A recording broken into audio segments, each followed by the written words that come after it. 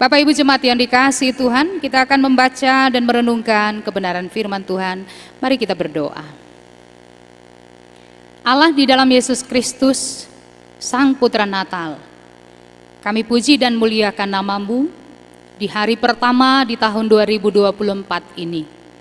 Kami datang di rumah-Mu yang kudus, kami memuji dan memuliakan Tuhan.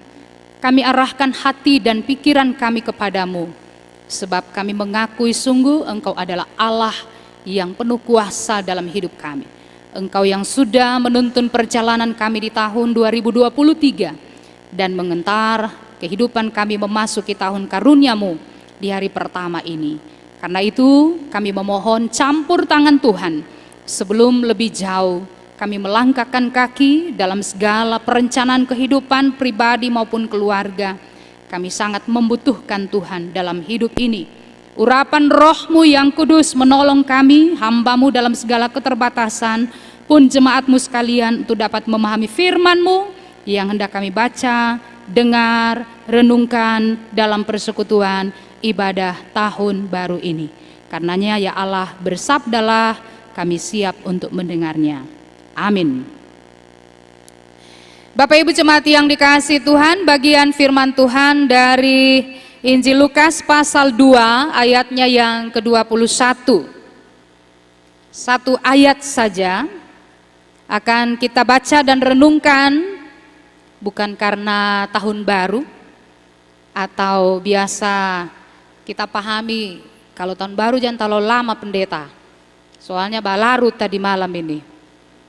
Kalau boleh singkat-singkat Jo.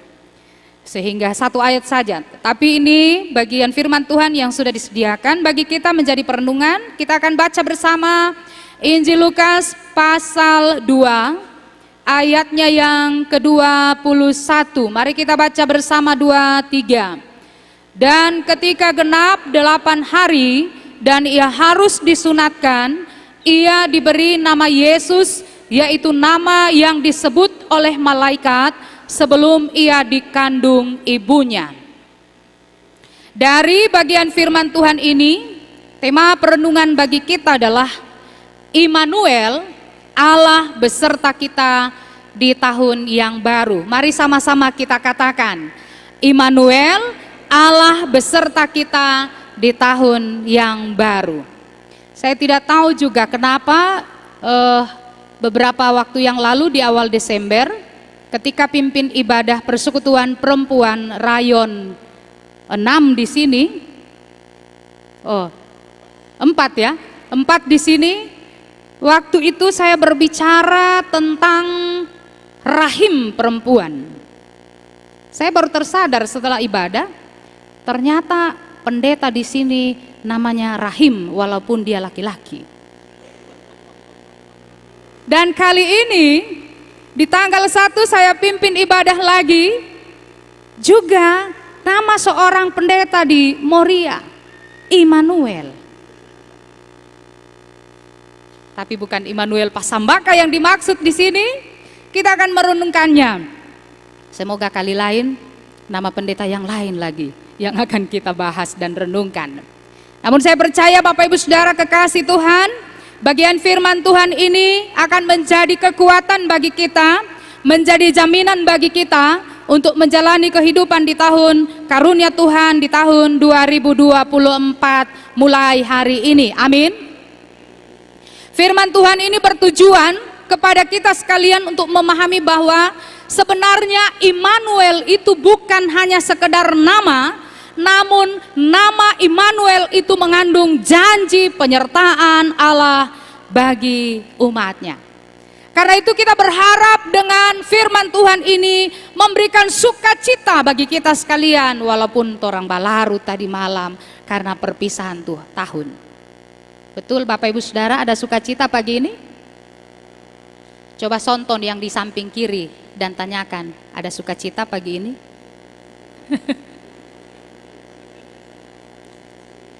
Kalau hele senyum, so susah. Jangan-jangan tadi pagi dipaksa kasih bangun. Bangun Jo, so mau ibadah, so lonceng. Baku Riki.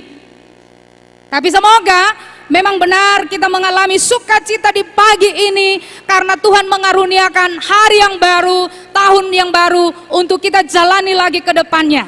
Sebagaimana syair lagu di awal melalui solo, tahun ini kita akan jalani, kita tidak tahu apa yang akan terjadi ke depan. Tidak ada satupun orang sekalipun dia peramal, dia bisa memastikan apa yang akan terjadi ke depannya. Tetapi semua itu rahasia Allah. Karena itu yang patut kita lakukan adalah bersandar kepada penyertaan Tuhan. Bapak Ibu Saudara yang kekasih dalam Tuhan, kata Januari sendiri, bulan pertama di tahun 2024 ini, bahkan setiap tahun diawali dengan bulan yang namanya Januari. Kalau kita searching di Google, kita mendapatkan ternyata kata Januari itu berasal dari kata Janus, dewa Romawi yang bermuka dua atau berwajah dua.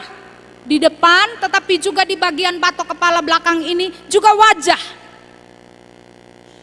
Ini adalah gambaran kehidupan kita yang kadangkala mau maju ke depan tetapi juga masih melihat menoleh ke belakang. Menurut mitos, mau maju ke depan itu dewa Janus, tetapi masih suka melihat ke belakang. Semoga jemaat Tuhan, jemaat Moria di sini tidak ada yang suka menoleh, mengorek-ngorek, mempersoalkan persoalan-persoalan yang sudah lewat. Oh, itu dulu, itu kemarin, itu begini dan begitu. Mari kita arahkan pandangan kita ke depan. Lalu kita mau melihat apa yang dikatakan oleh firman Tuhan di dalam Injil Lukas pasal 2 ayat 21. Ini sebenarnya bagian teks firman Tuhan yang sungguh memberikan jaminan tidak seperti dewa Janus, dewa Romawi yang berwajah dua itu. Saya bacakan lengkapnya, firman Tuhan katakan begini. Dan ketika genap 8 hari dan harus disunatkan, ia diberi nama Yesus, yaitu nama yang disebut oleh malaikat sebelum ia dikandung ibunya. Ia diberi nama Yesus, nama yang diberikan oleh malaikat kepada bayi putra Natal, putra Yusuf dan Maria. Itu berarti nama ini bukan hanya sekedar nama, tapi nama ini mengandung janji, mengandung makna yang sangat dalam. Apapun di bawah kolong langit ini pasti ada namanya toh. Bahkan manusia tidak ada, sekalipun ada syukur biasa masuk NN, no name toh. Tapi sebenarnya dia punya nama. Ada, dia punya nama. Apapun juga pasti punya nama. Bahkan kalau kita membaca di dalam perjanjian lama, kitab Kejadian, pada saat Allah menciptakan segala sesuatu, semua dengan pemberian nama. Colek lagi yang di samping kiri kanan, tanya, apa arti namamu? Di sebelah. Apa arti namamu? Di kampung saya di Mori, ada ibu yang melahirkan dengan susah payah, hampir mati. Lalu dia berteriak di dalam kesakitan pada saat mau melahirkan, Tuhan tolong, Tuhan tolong. Waktu anaknya lahir, dia kasih nama Kristokam. Saya tanya, apa itu Kristokam? Dia bilang, Kristus tolong kami. Nah, Bapak Ibu juga mungkin punya nama yang memiliki arti. Pak BJS, biasa orang cuma kenal BJS. Tidak tahu apa itu BJS, tapi saya percaya, nah sudah ada terpampang juga. Nama itu memiliki makna dan arti ketika diberikan oleh orang tua. Kita masing-masing memiliki arti, memiliki makna dari nama yang diberikan oleh orang tua. Atau orang tua saksi waktu membaptis, oh nanti saya memberikan nama. Punya makna punya arti. Begitu pula di dalam firman Tuhan pada saat ini, ia diberi nama Yesus, nama yang diberikan oleh malaikat. Yesus itu dari kata Yesua, Yehosua, Tuhan penyelamat. Jadi nama Yesus itu bukan nama sembarang, Tuhan penyelamat. Oleh Nabi Yesaya, kalau kita baca di dalam kitab Yesaya, ketika menubuatkan seorang Mesias yang akan datang, dia juga sudah mengungkapkan nama yang akan datang itu dengan gelar-gelarnya. Di dalam Yesaya waktu torang banatal biasa dibacakan penasihat ajaib, apalagi raja damai, apalagi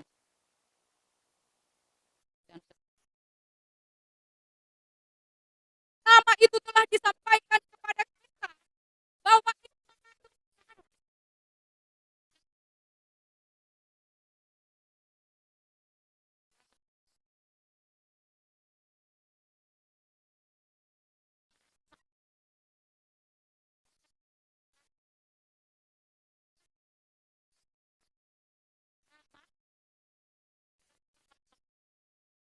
pulih.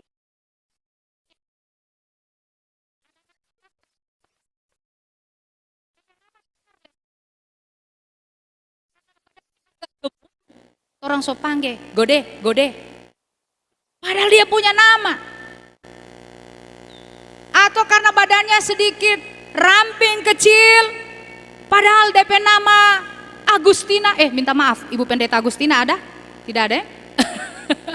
Mungkin namanya Agustina, tapi agak tinggi, agak kecil badannya. Orang so bilang, kutilang, kutilang. Padahal dia punya nama. Nah, mari kita belajar untuk menghargai pemberian nama kepada setiap orang. Nah, Bapak Ibu Saudara yang dikasihi Tuhan, saya kaget ketika cari, adakah nama terpanjang di Indonesia ini? Kalau orang Poso memberikan nama kepada anaknya, waktu dibaptis biasa ada identitas pamonanya. Silintowe, Mangintowe, apalagi. Nah, pokoknya seperti itu. Itu mau mengingatkan, itu sebuah peringatan sebenarnya. Ada ingatan bahwa saya orang Pamona, saya orang Poso. Nah, gitu. Lalu saya menemukan satu nama panjang sekali, 20 karakter. Saya baca tadi pagi, bukan mainin nama. Rangga, Modipa, Sutrajiwa, Kordosega, Akre, Askala, Muga, Ikanat, Akbar, Asara, Pitarik, Ziak, Saifun, Kutus, Kozala, Zura, Talenta. DP nama panggilan apa? Rangga. Panjang sekali. Saya yakin ini anak, dia sendiri tidak hafal namanya yang begitu panjang.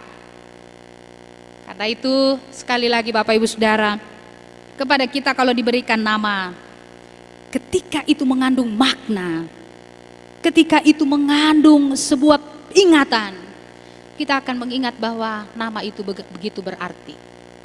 Nama Yesus, mengapa Yesus? Yehosua, Tuhan menyelamatkan di tahun baru ini.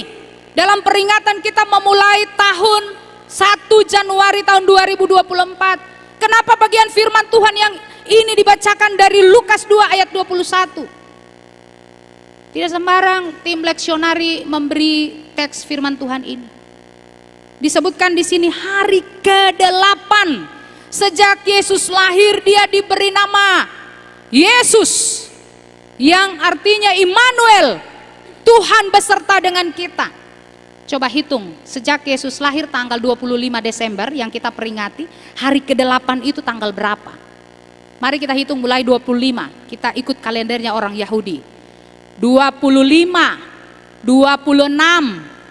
27, 28, 29, 30, 31, 1 Januari. Hari ke-8. Karena itu ini mengandung sebuah peringatan, tetapi juga janji bagi kita sebagai orang percaya bahwa Yesus itu adalah Immanuel, Allah yang beserta dengan kita mulai dari hari pertama ini sampai hari-hari selanjutnya. Amin. Karenanya ada 3 poin penting untuk kita renungkan bersama. 1, nama Yesus itu mengandung kuasa. Nama Yesus itu mengandung kuasa. Jangan itu karenanya cuma kaget sedikit kita sonton batu itu kaki. Oh, dia Yesus. Nah, karena nama itu mengandung kuasa, maka pakailah nama itu dalam keyakinan bahwa nama ini memberi kuasa dalam kehidupan kita. Waktu kita mengalami kesusahan, waktu kita mengalami duka cita, waktu kita mengalami pergumulan, ketika memanggil nama Yesus, nama yang penuh kuasa, Dia akan hadir memberikan kekuatan, memberikan penghiburan, memberikan kesembuhan bagi kita sekalian. Amin. Yang kedua, nama Yesus itu mengandung janji penyertaan. Mengandung janji penyertaan. Kalau janji penyertaan, 2 hal bagi kita secara khusus, percaya dan mempercayakan diri. Saya ingat sebuah kisah seorang akrobat di atas sungai atau air terjun Niagara. Akrobat ini berjalan di atas sebuah tali di atas air terjun yang airnya sangat keras. Lalu dia tanya kepada semua penonton yang ada, Saudara-saudara percaya saya bisa berjalan di atas tali ini menyeberang sungai atau air terjun Niagara ini? Semua orang bilang percaya. Lalu dia jalan, lewat. Dia tanya lagi, saudara-saudara percaya saya bisa lewati tali ini? Semua orang katakan percaya. Lalu dia lewat balik lagi. Waktu dia akan melintas, dia tanyakan kepada semua orang yang ada di situ, saudara-saudara, karena saudara percaya saya bisa melintasi tali ini, sekarang saya ingin bertanya, siapa yang mau ikut dengan saya? Siapa yang mau mempercayakan dirinya dengan saya untuk berjalan di atas tali ini? Kalau Bapak Ibu ada di situ waktu itu, kira-kira Bapak Ibu mau? Tidak, saya juga bilang saya tidak mau. Saya takut, saya ragu. Semua orang diam. Tapi ada satu anak kecil, dia bilang, saya percaya, saya siap. Lalu sang akrobat ini membawa anak itu berjalan dengan dia di atas tali melintasi air terjun di sungai Niagara. Selamat pergi dan pulang. Seorang wartawan yang tertarik dia wawancara anak itu tanya, "Nak, kenapa kamu mau ikut bersama dengan si akrobat itu?" Apa jawaban si anak itu? Dia bilang, karena saya yakin dia bisa membawa saya, karena dia itu adalah ayah saya. Bapak Ibu Saudara, kalau kita percaya bahwa Allah di dalam Yesus Kristus itu adalah Bapa kita, maka dari mulut kita tidak hanya sekedar Tuhan saya percaya, tetapi kita juga akan mempercayakan diri kita menjalani kehidupan di sepanjang tahun 2024 ini. Amin. Sebab nama Yesus itu mengandung janji penyertaan. Itu yang kedua. Yang ketiga dan terakhir, nama Yesus itu adalah nama yang kudus. Kudus itu artinya kados, dari kata kados berarti disendirikan. Jadi kalau orang menyanyi kemarin malam kudus, itu berarti malam yang disendirikan, malam yang berbeda dengan malam-malam yang lain. Perjamuan kudus, perjamuan yang disendirikan, yang dikhususkan, tidak sama dengan perjamuan-perjamuan yang lain. Itu artinya kudus. Maka kalau kita meyakini bahwa nama Yesus itu adalah nama yang kudus, kita percaya kepada nama yang kudus, maka kita sekalian ini adalah perhimpunan orang-orang yang dikuduskan oleh Tuhan. Maka mari kita menjaga diri kita, mari kita memelihara persekutuan, persaudarian kita, mari kita menjaga jemaat ini untuk tetap menjaga kekudusan hidup kita, dengan melakukan apa yang sudah diteladankan, diberitakan, disampaikan. Bahkan kita lihat dari pribadi Yesus melalui perayaan Natal yang kita peringati belum lama ini. Kiranya firman Tuhan ini Bapak Ibu Saudara kekasih dalam Tuhan akan meneguhkan iman percaya kita sekalian. Di penghujung renungan ini seorang yang bernama Lydia Baxter, perempuan yang sungguh mengalami penyertaan Tuhan pada saat dia mengalami sakit parah dan berkepanjangan.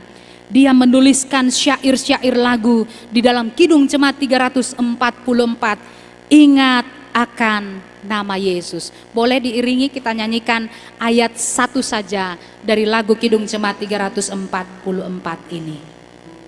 Sebuah ingatan bahwa nama Yesus itu punya arti, punya makna, punya kekuatan, punya janji dalam kita menjalani hidup di dunia ini. Ingat akan nama Yesus. Roh kantor boleh membantu.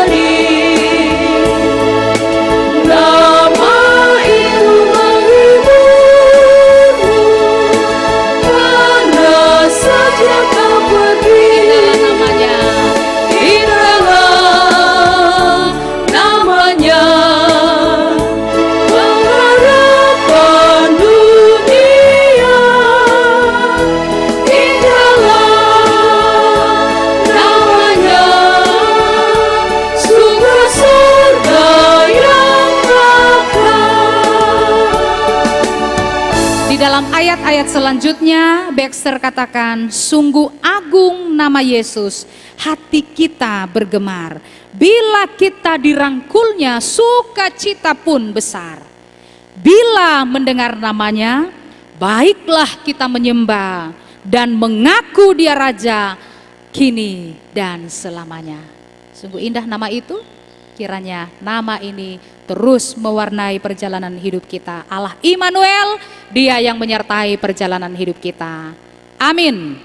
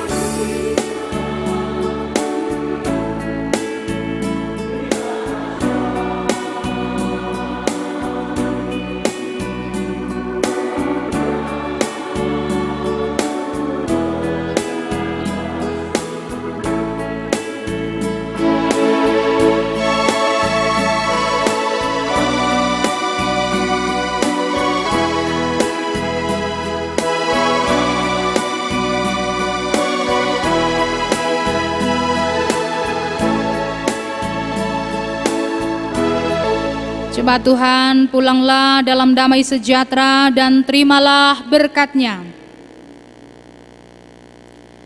Kiranya Allah pengharapan berjalan di depanmu untuk memandu engkau, di belakangmu untuk mengawal engkau, di atasmu untuk memberkati engkau. Kita memohon di dalam nama Bapa, Anak, dan Roh Kudus. Amin.